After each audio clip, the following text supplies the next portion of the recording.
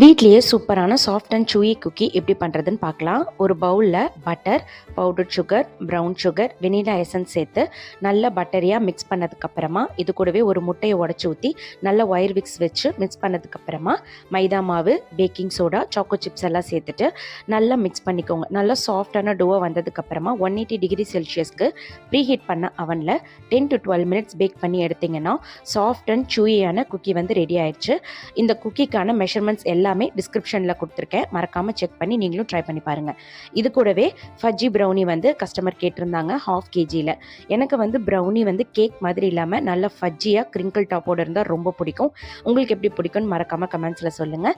Customer வந்து இது கூட டபுள் சாக்லேட் கூடவும் கொஞ்சம் நட்ஸ் சேர்த்து கேட்டிருந்தாங்க. அதையும் சூப்பராக ரெடி பண்ணி கஸ்டமருக்கு பேக் பண்ணி கொடுத்தாச்சு. இன்றைக்கான டின்னர் வந்து பட்டர் ஃபுல்கா கூட கீ தோசையும் வச்சு தால் வச்சு சாப்பிட்டு முடிச்சாச்சு. குக்கி ரெசிபி எப்படி இருந்துச்சுன்னு மறக்காமல் கூட ஷேர் பண்ணிக்கோங்க.